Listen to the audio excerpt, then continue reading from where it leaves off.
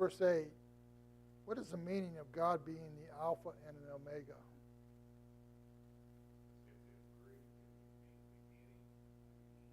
Yeah, he is the Almighty from the beginning to the end of all creation. Chapter 2, what had God against the church of Ephesus in verse 4?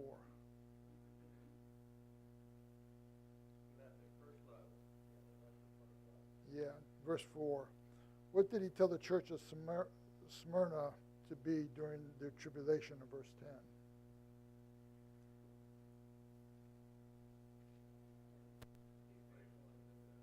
Yep. And what did God hold against the church of Thyatira in verse 20?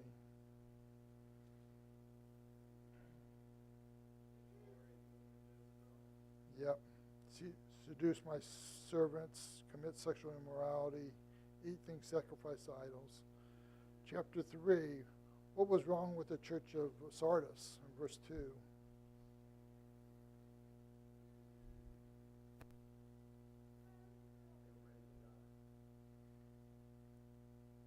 Or not found their works perfect before God is what I had down there. Verse 8, what was great about the church of Philadelphia?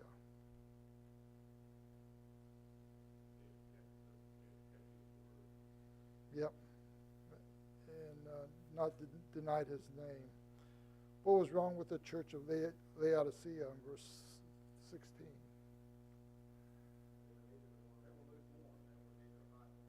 Yeah. I really feel like that could be a lot of us today in the church. Chapter 4, describe the four living creatures that was around the throne in verse 6 through 8. Kind of remind me of what we just read, Ezekiel.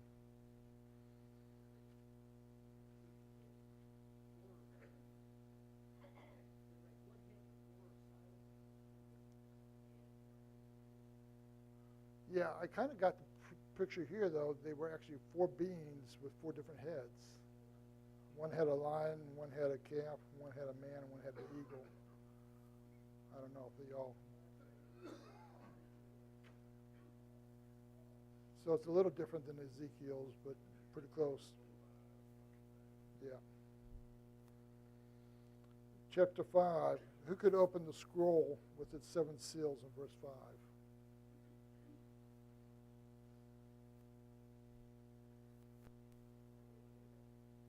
Yep, the line from the tribe of Judah, the root of David.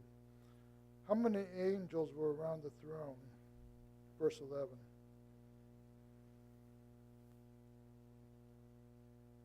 Too many to count, really, right?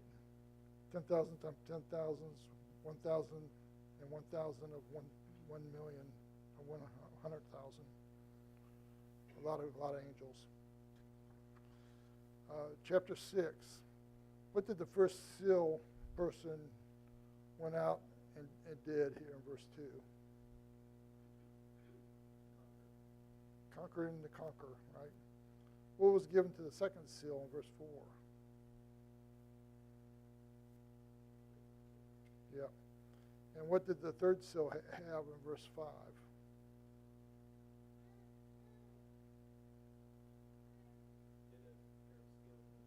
Yep. What was the name of the fourth seal that sat on it? Verse 8, yeah, death and Hades. Chapter 7, what did the great multitude, all the angels and elders and the four living creatures say in verse 12 as they worship God? What did they say in verse 12?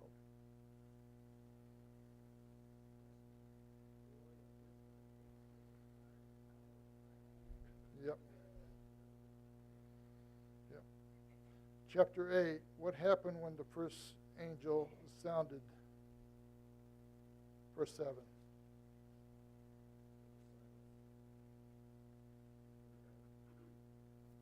Okay, I had 1/3 of the trees burned up, all the green grass burned up. Yeah. So the second trumpet sounded, what happened in verse 8 and 9?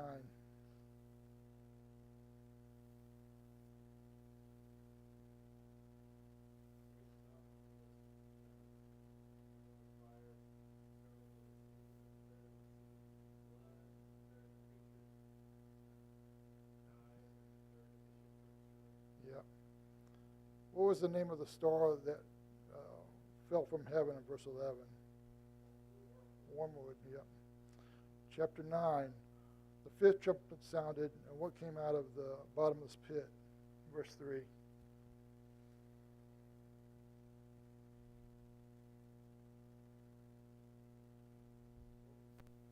Yeah. Well, yeah, I actually nicknamed these locusts ninja locusts because they had shields on them and a stinger in the back and really weird locusts. Anyway, that was locusts. Sixth trumpet sounded, and what was released from the river Euphrates in verse 14?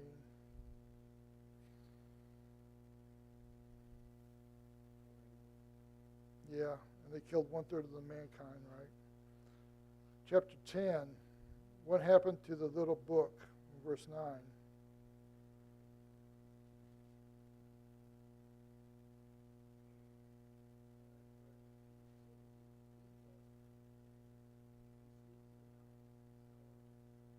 Yep, yep. Chapter 11, these two witnesses, what type of power did they have in verse 6?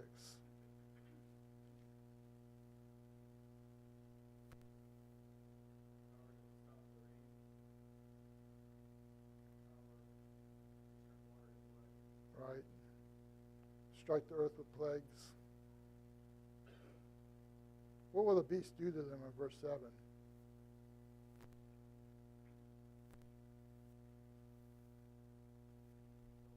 Yep. Chapter 12, who was the great dragon in verse 9? All right, devil and Satan. What were they cast to in verse 13?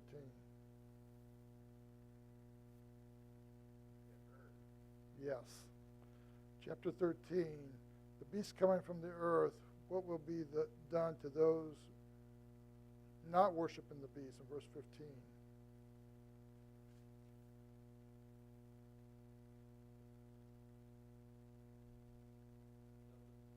Right.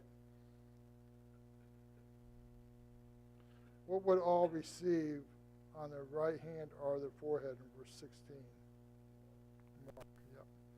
Chapter 14, what did the first angel have in verse 6? We're going to 15.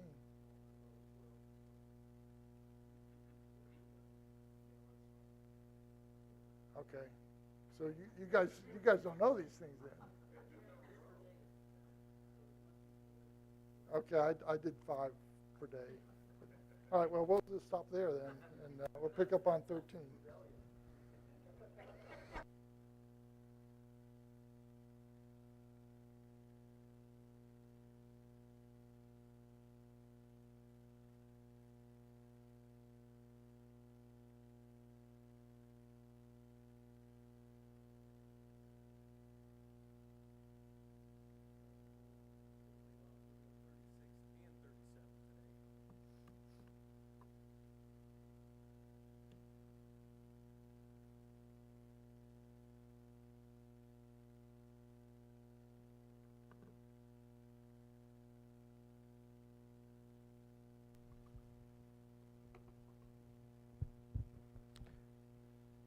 So, my map still doesn't look very good. Chris gave me his digitized version of it, of that same map. I don't know, it must be something I'm doing.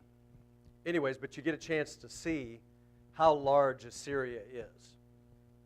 I mean, it is huge, and we have to keep thinking about that, because today we're going to talk about the time when Sennacherib comes down and surrounds Jerusalem.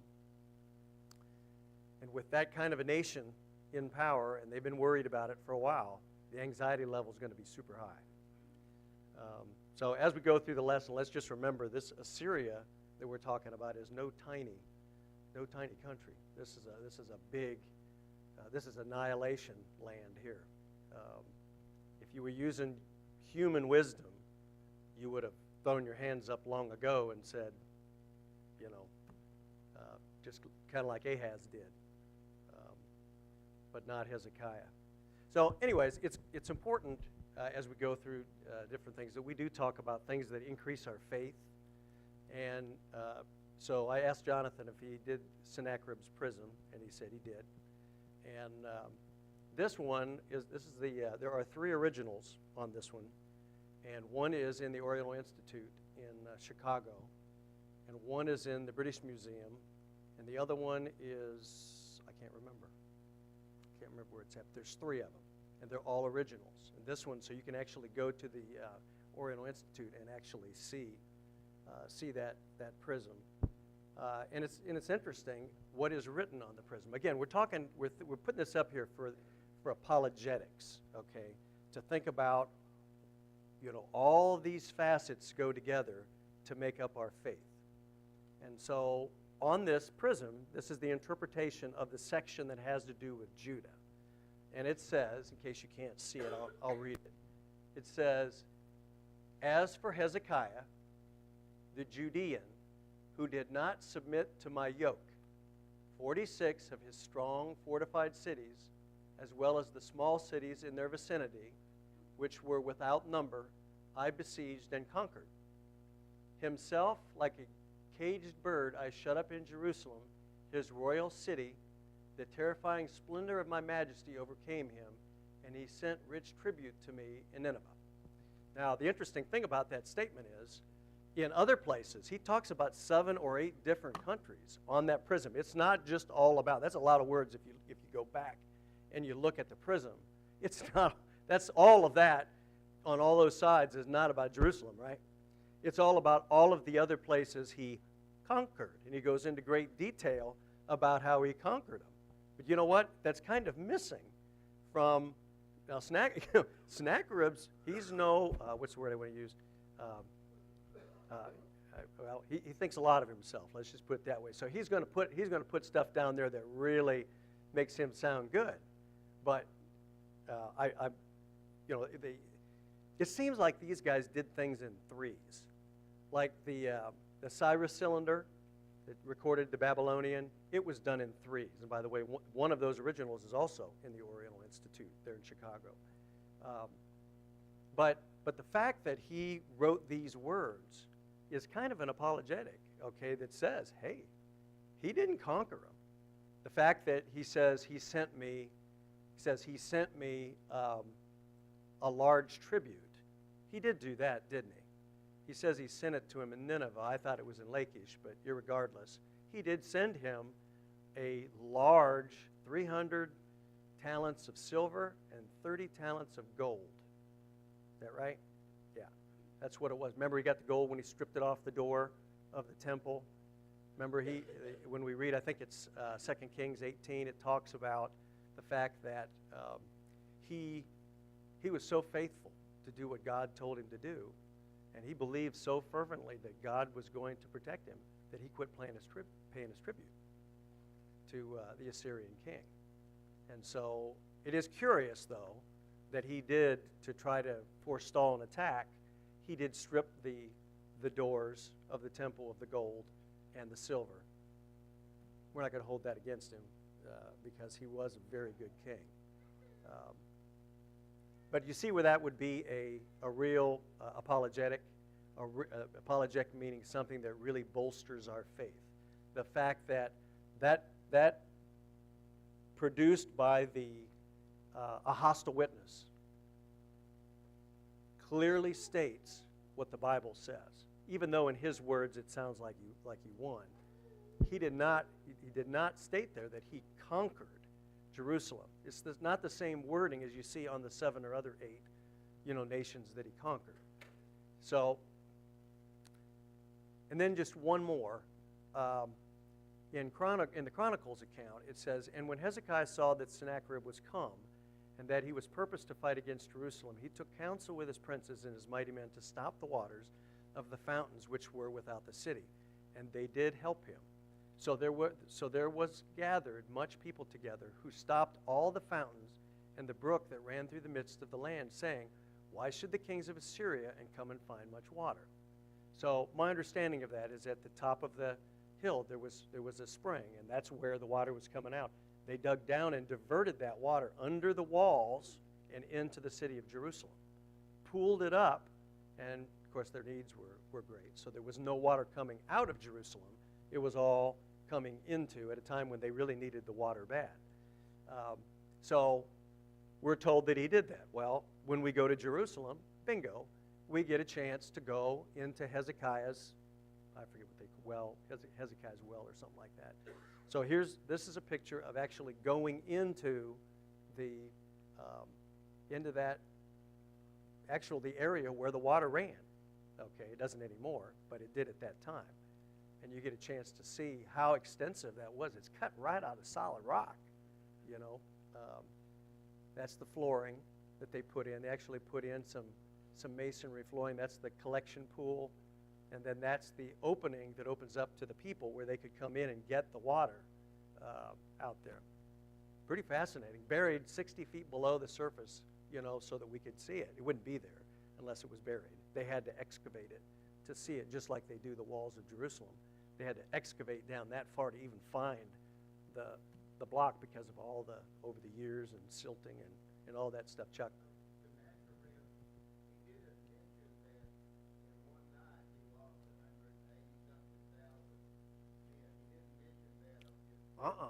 No. Now, the interesting thing, and I didn't print it out because I was really kind of afraid I wasn't going to be able to read that plaque, so I didn't print it out. But there's another one from a Greek historian called Herodotus. And Jason's shaking his head. And that, in that text, they had a little thing. Now, you're going to laugh, okay? But he's got it kind of twisted around. But he says, talking about the situation in 300, let's see, that would have been 300 AD. He's talking about the situation. And he says that to those 185,000, that mice came into the camp and ate all of the feathers off the quivers and things, and the disease spread, and that was what, you know, a plague was instituted, and that's what killed them. But still, that's pretty good. 300 years later, the Greeks are talking about it. You know, again, these are not biblical scholars. These are guys just have this in their history, you know, that this thing really happened. 185,000 people were killed in one night. You know, he had the number right. Herodotus did. And so that's something we do need to keep in our minds, though, is constantly looking for things. They're there, aren't they? You know, we read Hebrews chapter 11, and our faith is not without evidence. There's evidence there that absolutely will bolster it. We need to keep adding to it, just like little squirrels, you know, where we see it, all the different places where it's at, and just remember it. And it will cause us to increase, along with our reading of the scriptures. All right, any questions about any of that? All right, well, let's go on to the questions here and see what kind of stuff comes up. Who came up against the cities of Judah and when? Who was it that came up? Which one of the Assyrian leaders?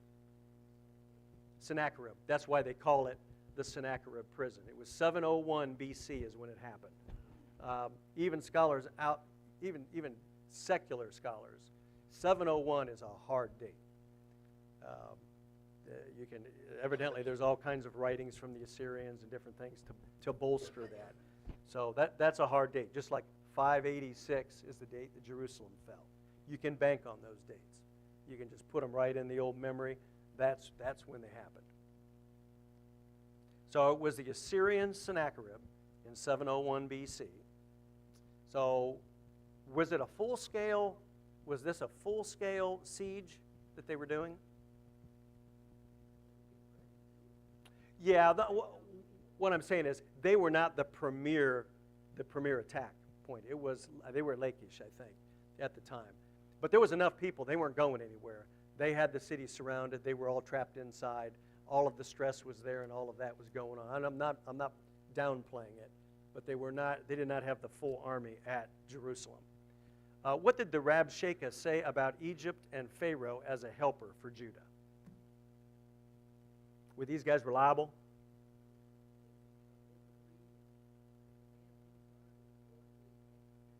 Yeah, in other words, that they're going to do more harm than they are good, if you rely on them. And that you shouldn't be relying on Pharaoh. So if that's one thing, one of the thought questions is about all of the, if you read through the text and you picked out all of the things that Rabshakeh brought up to try to use human wisdom to try to get him to say, yeah, we just need to go out to Sennacherib, end this thing. If we don't, we're going to all die.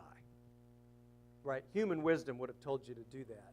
Just not trust in God, just go on out and walk. That's one of the thought questions. We'll talk about that in just a minute. All right, why did Eliakim, Shebna, and Joah ask Rabshakeh to speak in the Syrian language?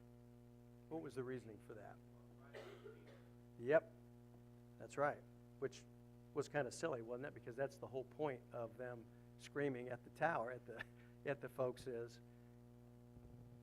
throw Hezekiah out, okay? Open the doors, and everything's going to be fine with you, is basically what he was telling them. I'll take you to a land of corn and wine, okay? It's all going to be wonderful. Just open the door. Let's not have any loss of life. Just come on out, And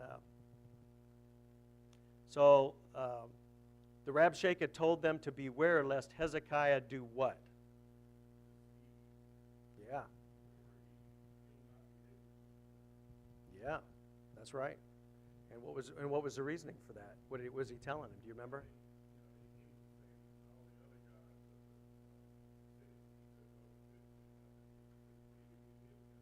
Yeah, and if you look at the map, it's all those on the way down. They've taken everybody. It's just like a giant flood. In fact, the Bible even calls that, talking about the flood of the Assyrian. It's just a flood everywhere they go. They're just going to keep right on rolling. The only problem is right behind them is Babylon. Okay, you got this crescent.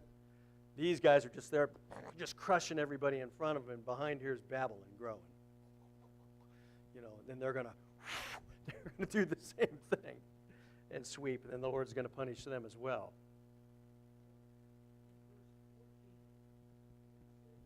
Yeah.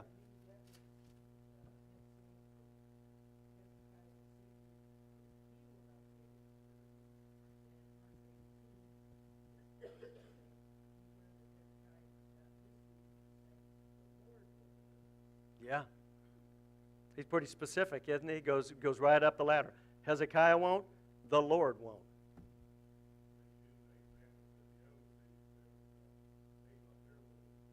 Yeah, right. Yeah. Yeah, where's the gods of Harvath, and where's the gods of all of these?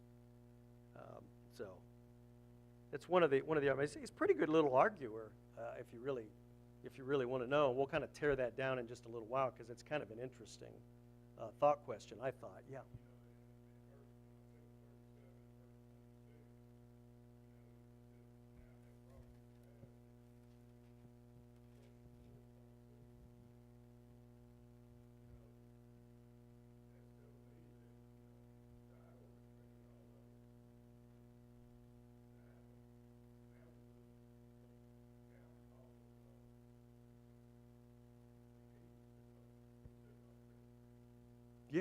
Yeah, that's right. Oh, yeah, it's always pride, isn't it? Pride's always the big, these guys never learn.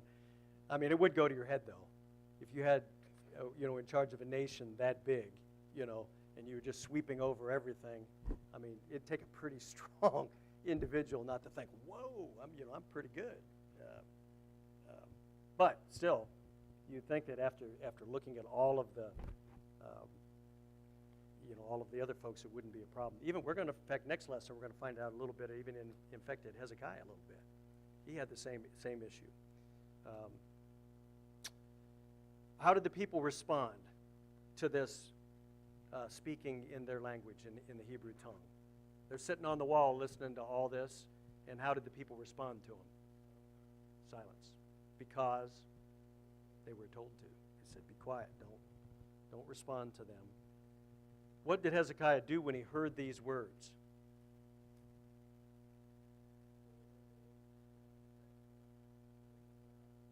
Right. Yeah, he really trusts in the Lord. He's truly, truly like his father David in the things that he does. And so many good things are said about him as we march through these 4 chapters. He really was a man that had deep faith. And if you sit and you think about it, you think about what he was in.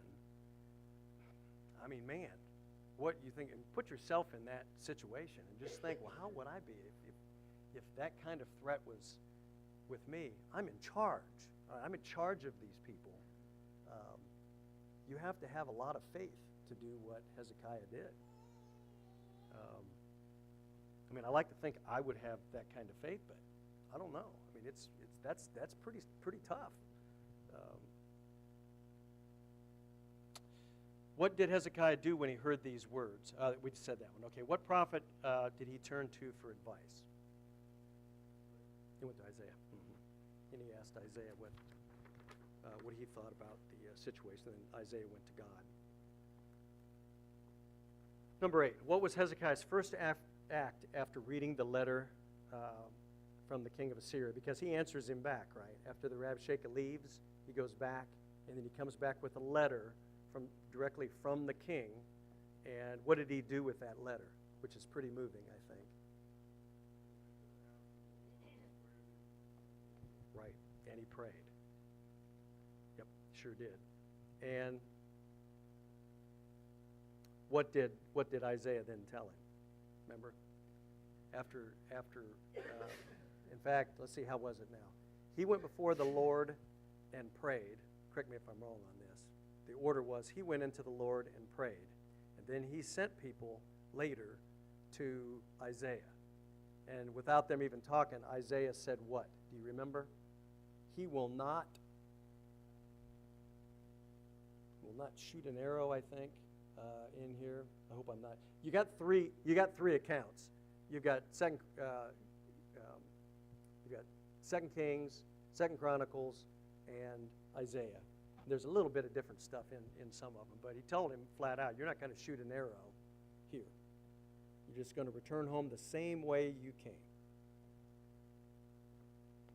You will not be successful.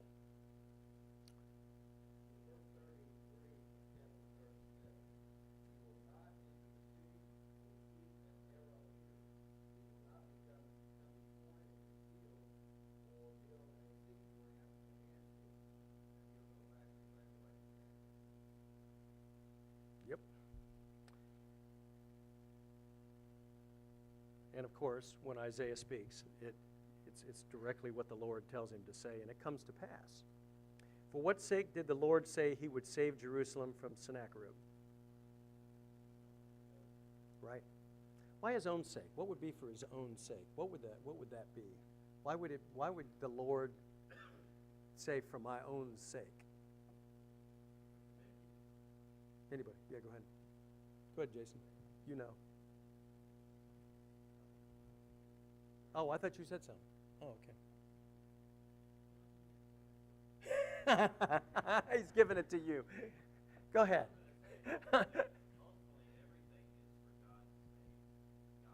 Yeah,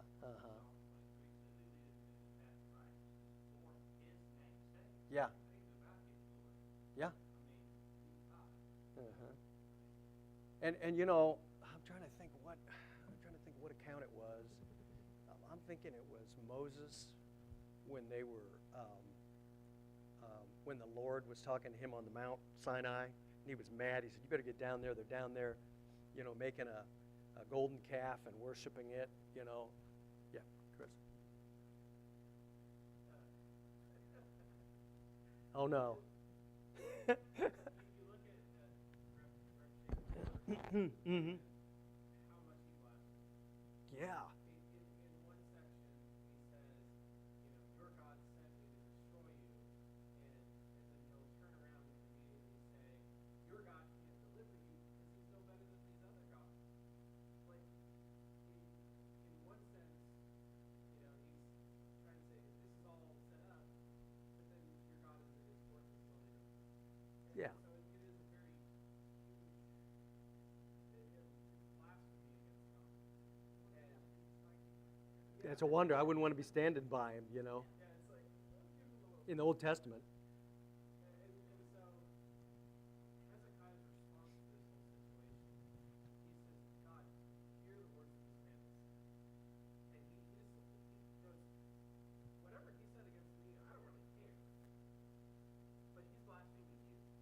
Yeah. And that shows Hezekiah's heart. He has this trust in God, and he doesn't care if he's maligned. What he cares about more is that God has been maligned by Sennacherib and Rabshakeh, and rightly so. Hmm. And all these guys keep bringing up the fact that your name, Lord, if you do this, will be less among the heathen. You know, there seems to be some concern. That's the one thing. I mean, everything everybody said is right. I'm just saying there seems to be God's concern about his name. Okay, the fact that he is great. Jason. I think all of this is the same reason why God, sifted the army of Egypt. For the same reason he warned the people of Israel when they go into the sea, you're going to be blessed. Don't forget me. Right. The same reason then, right? It's because this victory will not be at the hands of Israel. It will shout the name of God throughout all of Israel. Just like when they conquered Egypt and they go to Jericho, Rahab says, all the people are scared. They know all that you have done in Egypt. Right? Why? The Israelites didn't tell them. Everybody else. That's right. They knew. They're all watching this stuff. Okay, and they know he is the great God. How about David? For my servant David's sake. What do you think about that? Why those two issues?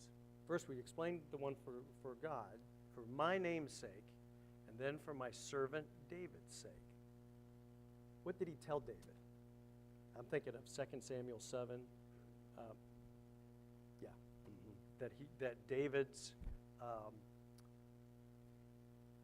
secession, what's the word? Secession, reign, that it was going to continue. He would never fail to have somebody to sit on the throne, you know, and that was very comforting for kings. Kings were really focused on that, you know, this secession type thing. And so he told David that, and that's what I think he means when he says, for my servant David's sake, I made this promise and this commitment. And so for that reason, too, we're not going to let Sennacherib annihilate these.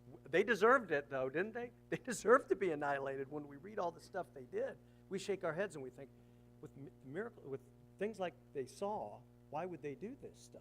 Yeah, Chris. I know that it's really easy for us to focus on the narrative here because it's ridiculous. Yeah. So this ties directly in with Second Chronicles 6. But putting this back in the context of the book of Isaiah. Yeah. So look at previous chapters leading up to this point, how God has consistently gone after the leaders of the failures of human trust in God. Right. And how when they fail to trust in God, they're going to have this condemnation brought on. And then we have this picture of Hezekiah, who in a very immediate and real sense has an opportunity to strike up the sword with Rabshakeh and have peace and have everything. And instead, Hezekiah trusts in God, and God mightily delivers. And we have in the next few chapters when even Hezekiah's faith fails, but we have the shining moment of those who trust in God are delivered, and God powerfully delivers. And it's again in this bigger scheme of Isaiah, this reminder to trust in the Lord and not lean on your own plans, to not lean on military might, and really elevate God above even your own sense of pride or dignity. And this is going to go right into the next part of Isaiah, where Hezekiah's own pride fails him, and as a result, God is going to then predict through Isaiah the Babylonian captivity. And that sets up the second half of Isaiah, where we're talking about what God's going to do at the end of the Babylonian captivity. Yeah, that's really right. That's for sure. And now that you mentioned that too, remember, we're coming up here where we're going to switch from the Assyrian section of the book to the Babylonian section at chapter 40. So we'll start talking about that pretty soon. So, yeah, so for his name's sake and for David's sake, you guys got it. Who smote the Assyrians? Yes, he did. And how many were killed? Yeah, isn't that 185,000? Let's see, Neyland Stadium holds what? How much is it, Jason? Is it 10? How much? 102. There you go. Okay. Imagine. Okay. 2 of them. All right. 2 stadiums worth of people, all on the ground, dead.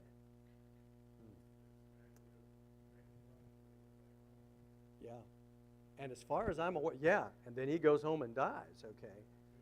By his sons. It's poetic, isn't it? I mean, it really is. True or false? Rabshakeh promised them 2,000 horses if they would give pledges. Rabshakeh, just one more time. Look at that real close. Rabshakeh promised them 2,000 horses if they would give pledges. Now, what's the word pledges mean? Maybe that's where I'm.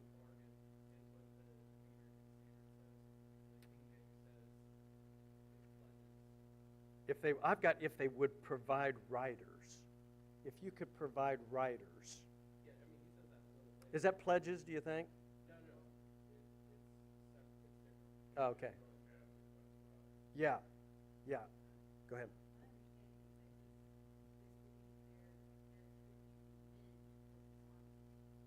No, that's interesting.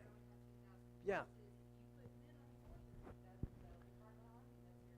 You know, that could very well be. Now, I didn't take it that way. I took it in terms of, look, you guys are so weak because it's in the midst of all that, you know, where you guys can't be. So even if you could put 2,000 men on horses, could you defeat the worst of my servants? Because remember now, he's gone all over, he's gone through this whole crescent and collected all of these teams from all these nations. And so he's telling them, even if you could find 2,000, okay, you know, and you put them on these horses, you couldn't defeat my, you know, the least of my people. But I can see what you're talking about, you know, where he's saying, now one more time, it was 2,000, what did you say?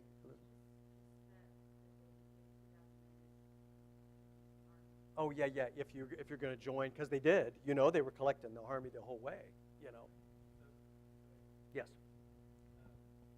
The way the New American Standard reads, I think that helps clarify, is he says, now, therefore, come make a bargain with my master, the king of Assyria. The King James says, now, come give pledges to my master. It's not necessarily a pledge of men to be my master's army. It's just, hey, let's strike a deal. Even if I were to give you 2,000 horses, you couldn't scrape up enough men. Even if you had, you still couldn't. It's an insult. Yeah, you still couldn't. Yeah. stand against the captain, the master's army. Interesting. Number 2, Rabshakeh warned that the God of Judah could not save them. That's an easy one. We got that one for sure. You get true or false for that one. Rabshakeh warned that the God of Judah could not save them. That's what he said. That's right. The Lord said, the servants of Assyria had blasphemed him. The Lord said the servants of Assyria had blasphemed him. I've got verse 23, 37:23. Whom thou hast reproached and blasphemed. So, that's what I put. Yeah, that's what I've got. Yeah, because they were definitely blaspheming. Because we talked about that. We wouldn't want to stand next to them while they were doing all this stuff. Because, man, it might be zzz, you know.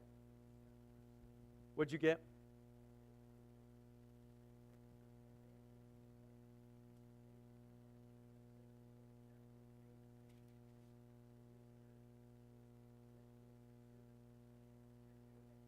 Yeah. Yeah, I'm sure the massive, and then we could probably go back and see where it was prophesied by Isaiah that they were going to do it, you know, as well. Number 4, Assyria had laid waste, oh, here we go. Okay. Assyria had laid waste defense cities, even though God had not wanted it. False. Great. Very good. That's what I got. I got false too. 5, a remnant of Judah would take root downward and bear fruit upward. True. That's right. Okay. First question here. How does the argument of the Rabshakeh in 36:13 through 20 fulfill the words of Proverbs 14:12? there is a way that seemeth right unto a man, the ends thereof are death. How does that fit into these arguments of the Rabshakeh? First of all, I'll list some of the arguments. You can't trust in Egypt. Okay? So how does that fit into the fact that you can't trust in Egypt? How does that fit into there is a way that seemeth right unto a man? What's the way that they would be thinking if they wanted to trust in Egypt? Right. That's exactly right. They would be relying on human intervention versus divine intervention. That's kind of a big deal. And that's really the crutch of everything we're saying here, isn't it? Second one, you can't trust in the Lord your God. Hezekiah has destroyed all his altars in the high places. Okay, now isn't that a fun one? You know, but it tells you these guys do a lot of advanced work, okay, before they got there, okay, because they had to know that was the thing that God loved, that he was one of the only kings that went after the high places, all right? Everybody else said, well, they're already there. Our brethren are doing it, you know.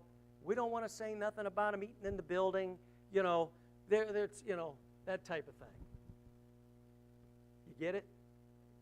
Do you get it? There, yeah, that's exactly right. He did not care. He did not care what was already happening. He knew that the Lord didn't accept it, okay? The Lord did not accept it, so he rolled it back to where was the only place they were supposed to worship? In Jerusalem. Did not matter if they had 45 places around Jerusalem in the high places. What did he do to them? He tore them down. So you see the human reasoning there. He was going to do exactly what God wanted him to do. You have no army. You can't even find 2,000 riders to give you horses. Depends on which way we interpret that. But for a minute, let's just assume that we're interpreting it that you can't even find men to get on the horses. Right? We don't have enough. We don't have enough power, you know, to be able to defeat this group. So let's just walk out the door. Just open the gate up and let's just give up because we can't even put men on 2,000 horses. And he's out there with an unlimited army, you know. God can't save us. It's too dire. This thing's gone. It's gone too far. But not Hezekiah.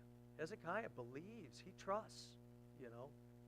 So he rejects that reasoning right off the bat. You can argue all day long and tell me I can't do it, but what's the old saying that Elisha told Gehazi? There is more than with them. That's right. And please, Lord, open his eyes so he can see. It's the same kind of thing, okay? Doesn't matter that we can't put 2,000 in them because that's not the person that's fighting for us anyways. It's God. I like this thought question too, by the way. I thought it was interesting. 4, the Lord has sent me to destroy you. This is another good one. Certainly Isaiah's, okay, so did you hear that? The Lord has sent me to destroy you. That's what he said. The Lord has sent me to do it. Again, you hear the reconnaissance there? He's reading Isaiah, or he's listening to Isaiah, you know, and listening to the fact that Assyria is going to be, is it chapter 10? I think it is. They're named as the one that will be the one to come down and chastise Judah. He knows this stuff when he comes. And so here we go with the Lord. This is of the Lord. This thing is of the Lord. The fact that Assyria is here surrounding Jerusalem. They've already taken 47 cities, you know, and all the surrounding. Let's just open the doors and let them in. Let's see, what's the last one? Your God cannot save you because of all of the other gods. All of the other gods are out there, you know, and they weren't able to save them, you know. You know, I mean, they're here. All these people, Sennacherib surrounded us. It must be God's will that we be surrounded, you know, or they wouldn't be here. Why has he let this happen to us? I mean, you can see that reasoning. And then the last one was, we don't want to die because of famine and siege. That one was in 2 Chronicles. He tells them, why should you die? Why should you die of thirst? Or why should you die of hunger? You know, I get it. I mean, we're never going to get out of here. We're in this siege, you know, so. All right, so we'll do 15 on Sunday.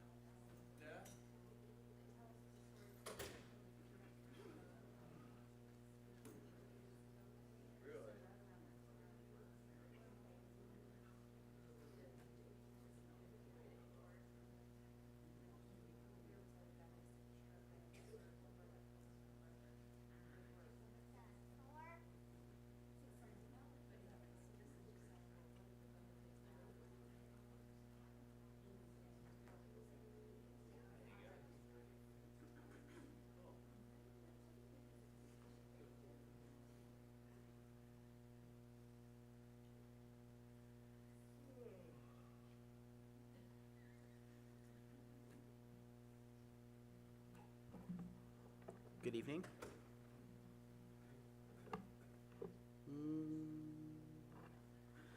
There is a habitation built by the living God for all of every nation who seek that grand abode. O Zion, Zion, I long thy gates to see. O Zion, Zion, when shall I dwell in thee? A city with foundations firm as the eternal throne, no yours nor desolations shall ever move a stone. O Zion, Zion, I long thy gates to see.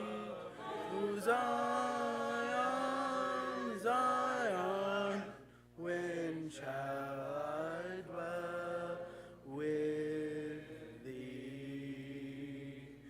No mountains and no sorrow, no death and no decay, no yesterday, no morrow, but one eternal day.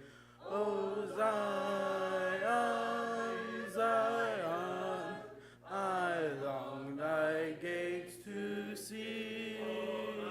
O Zion, Zion, when shall I dwell in thee?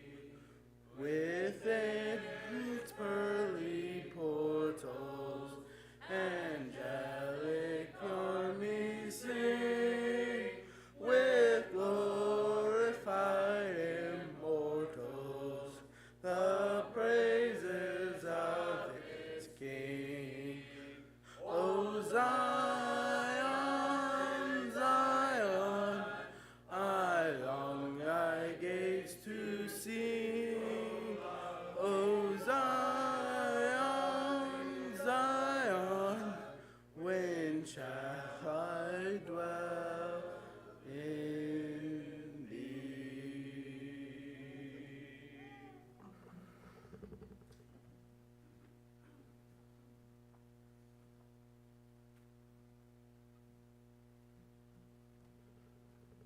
We're going to just look at one verse tonight, and that's going to be Colossians 3:15. If you want to get your Bibles out and turn there. So this week, I took the task of cleaning out my hot tub. And about every 8 to 10 months, I do that. And the problem is the plug is way under the thing. So you got to get on your hands and knees to get the plug out. And this time when I took the plug out, I didn't get up too fast enough. So my knees down was soaking wet. I said, wow. So filters, got 5 filters, and you put this attachment on the hose. It's got these forks in it, and above the forks is this water jets out. Well, my forks has a little crack in it. So instead of the water going this way, it goes this way. So to tell you the least, by the time I got the hot tub emptied out and cleaned, I was soaked. And so Colossians 3:15, what I want to do is kind of relate that to Colossians 3:15, which states, "And let the peace of Christ rule in your hearts, to which indeed you were called in one body." So just as I was soaked with water, we need to be soaked with this peace that God is talking about here. Just as I struggle with this lately, I think most of us probably struggle with this, having this peace in our hearts. Some examples of that, we're worried about getting all this stuff done on our list. And my list just keeps on growing more and more. I'm never getting anything done, it seems like. What I get done, there's 4 more things added to it. So kind of worried about that. Some of us may be worried about our kids, the school, the friends that they have. Some of us that have older kids may be wondering, well, how are they going to turn out? Where are they going to go to college? Worried about that. We're maybe worried about our job, pleasing our boss, pleasing our customers. And one that I've really been worried about lately is my health. My A1C is out the roof. Ever since I retired, man, it just seems like my body's going to part. Just one thing after another. So I've been worried about that. And so we feel unsettled, distracted, nervous. And all this usually manifests itself in our interactions with others. We become distant or withdrawn or perhaps even irritable, even with the people we love the most, and perhaps especially with them. So Paul wrote here that the peace of Christ rule in your hearts.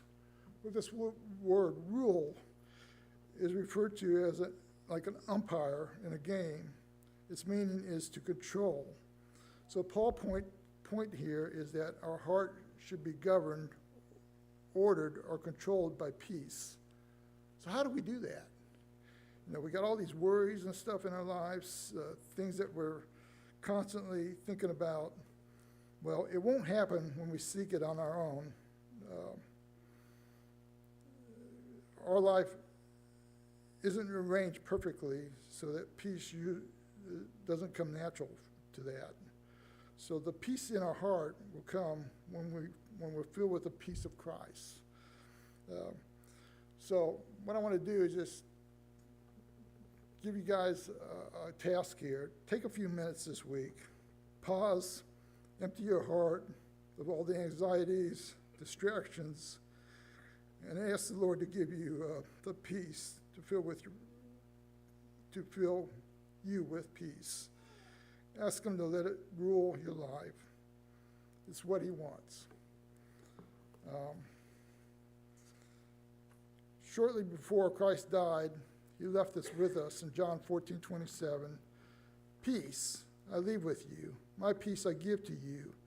Not as the world gives do I give to you. Let not your hearts be troubled, neither let them be afraid. Just as I was wet cleaning the tub, we need to let our heart be cleaned with the peace of Christ. Get rid of those anxieties and distractions and worries. I know that's hard to do, but that's what Christ wants us to do. If you're not a Christian tonight, we can help you to become one. If you believe that Jesus Christ is the Son of God, you're willing to repent of your sins, you want to make that confession that Jesus is the Son of God, and you can be baptized for the remission of sins. Or if you need the prayers of the congregation, why don't you come forward tonight as we stand and sing this song of invitation.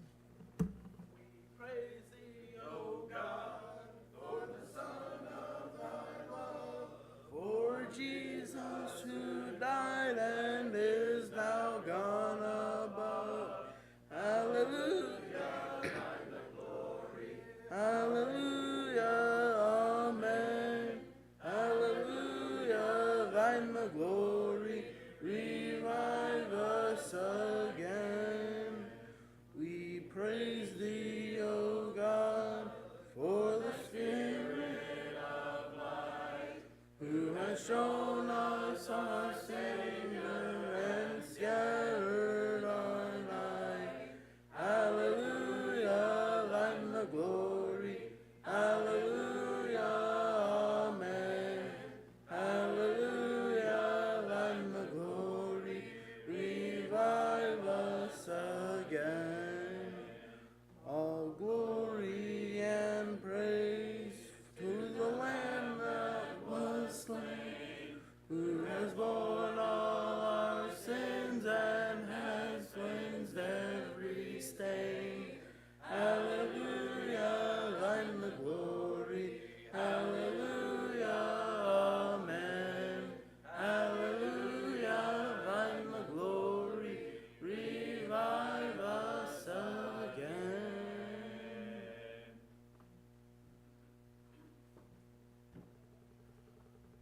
Good to see everyone out tonight. Thank you so much for being here. Thank you to Marty for his words. Appreciate it very much. Just a few announcements before we're dismissed. Couple to add